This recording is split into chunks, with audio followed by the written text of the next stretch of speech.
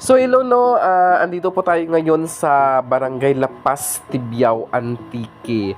So at dito nga no, may nadaanan po akong puno nitong duhat. So bali nung nakaraang linggo, nung pagpunta namin dito, so hindi pa po siya ganito karami yung hinog nitong duhat. So season na ng duhat kapag parating na yung May. So kalagitnaan ng May, yun na po yung season ng duhat dito sa Pilipinas. Especially dito sa Antique, madami pong puno ng duhat kapag kayo ay pumunta sa kabundukan. So dito sa Lapas Tibiao, meron na ditong bunga yung ibang duhat. So ito nga yung isang puno dito at ito nga ay mababa lamang at pwede itong abutin. At kung nakikita nyo no, ganyan lang po siya kataas yung duhat dito. So kayang-kaya po siyang pitasin ng hindi ka nang umakyat ng puno. At maswerte nga tayo no, ngayong 2024, so nakatikim po tayo ng duhat dito sa Lapas Tibiao. So ganito po yung bunga nitong duhat. Kapag hilaw po siya ay green, tapos nagiging violet or pink, tapos kapag hinog na po siya ay nagiging color black po yung duhat. So meron din iba't ibang klase ng duhat. So merong matamis at meron ding mapaklang klaseng duhat. So iba-iba po yun yung variety. So nung dito sa Lapas, so hindi po siya ganun ka sarap nitong bunga, pero masarap po siyang kainin. At yun nga no, at dahil first time ko ngayon makatikim ngayong 2024 ng duhat. So kalagitnaan pa lang ng April, meron ng duhat dito sa Lapas Tibiao. At ito nga no, nagkataon na pumunta ako dito sa bahay ng isang client at nadaanan ko po itong puno ng duhat. At ayun nga, kanina may bata dito na umaakyat at nangunguha rin siya ng duhat. Pero no, yung local name nitong duhat sa amin dito sa Caraya or dito sa Antique is tinatawag itong lumboy. So hindi ko lang po alam kung ano po yung local name sa ibang lugar, pero pag dito kasi sa amin, yung tawag niyan sa amin is lumboy.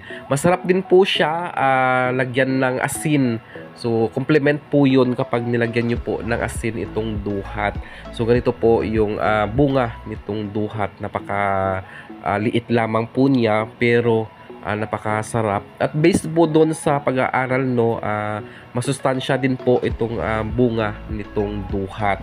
So sa mga hindi pa po nakatikim nitong duhat, so pwede po kayong pumunta dito sa Barangay Lapas. So bali ito po no, sa kabilang puno meron din siyang isang puno dito ng duhat. So bali ito yung itsura nitong duhat kapag bulaklak pa lamang po siya. So napakaganda pong tingnan nitong puno kapag marami po siyang bulaklak. So ito naman yung kabilang puno na to is medyo malalaki po yung bunga nitong duhat. Unlike doon sa kabila, yung kaninang isa na ginunan ko nung una, so hindi po siya ganun kalaki yung mga bunga niya. At yung buto nun is medyo malalaki po, kakaunti lang po yung laman. Unlike dito sa kabilang puno, so may bunga po siya kanina na pinitas ko, bali isa lang po yun. At masarap at saka marami po yung laman at hindi po ganun kalalaki yung kanyang buto.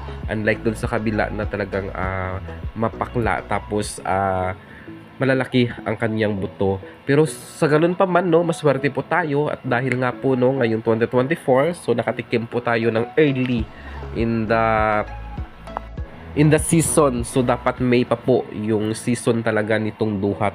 Kapag May, kahit saan ka pumunta, marami talagang duhat, lalo na kapag sa mga bundok. At dito nga rin no, may puno rin dito ng mangga.